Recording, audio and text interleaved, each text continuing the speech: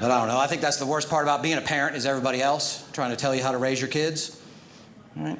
At my mother-in-law's house, before Owen was potty trained, he takes a crap in his diaper, right? I'm like, let's go, buddy. You got poopies up on the bed. We got to change you. He's like, no poop, just pee-pee. He's running through the house.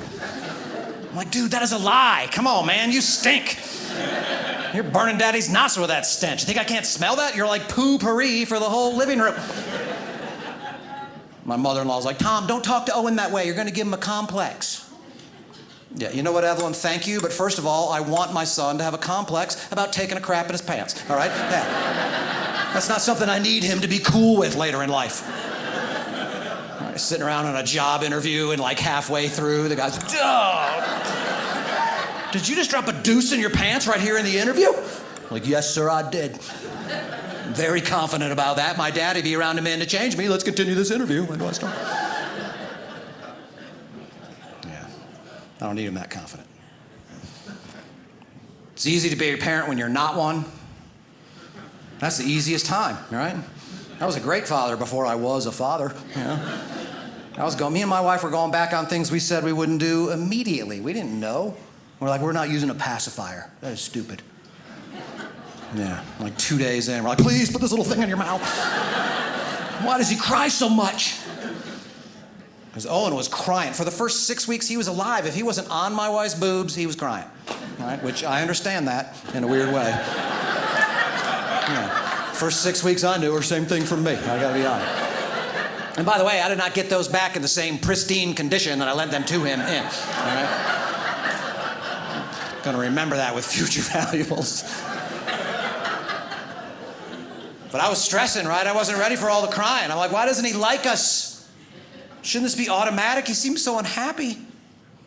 So I'm trying to analyze it and break it down, right? Because that's how my little mind works. And here's what I came up with. Here's why. Because before Owen met us, his entire existence was spent inside of my wife in total peace and protection and comfort. He's in his own like sea of amniotic fluid.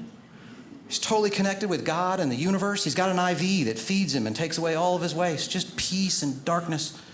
And then out of nowhere, he is pounded and crushed violently through a tiny little hole so intensely his skull is reshaped into a cone. The doctor reaches in, yanks his smushed blue butt out by the neck, disconnects his lifeline to the world, shoves him on my wife's chest. I'm all in his face with my coffee breath. Hey, buddy, how's it going? I'm your big alien-headed daddy. Did y'all not have this experience? I'm looking at him, he's scared, he's confused, he's all covered in gook. They're wiping him down. They literally pull him out of my wife's arms. They walk him across the room to like a buffet French fry heat lamp thing. Right, and then they shove a thermometer in his butt. Welcome to the world, little boy. And then they prick his heel for blood. They squirt a bunch of chemicals in his eyes. They take him naked and put him on a cold metal scale that freaks him out. Then the grandma paparazzi kicks in with their flash bulbs and their cameras. Hold him up, pa, pa, pa, pa, pa. Look how cute he is. He's not cute. That's the worst he's ever gonna look his entire life. You ever seen a white baby? Like chickens at the grocery store. They're hideous. He's got blood smeared all over him. He's got like a chip clip on his stomach. His little baby boys are swollen up like the Elephant Man. It's a freak show. There's a weird tar coming out of his butt that nobody even warned me about first. I'm just like, what the heck? My baby's making hash? No wonder these things are so valuable.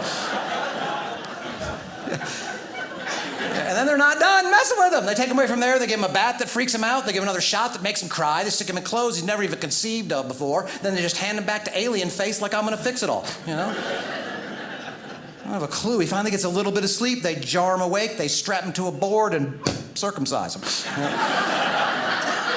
Yeah, I'm walking around for 6 weeks like, why don't you love and trust us? We're here for you, little man. Like, wah! Yeah, it's no wonder we're a violent species with that little introduction.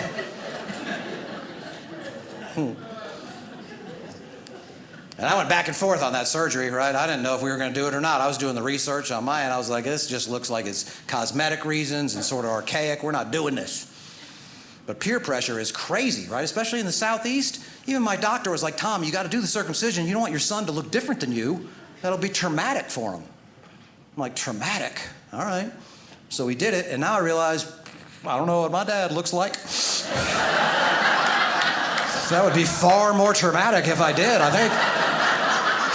Are we really gonna have days like, put it right here next to Daddy's, son? Yeah, I hope not.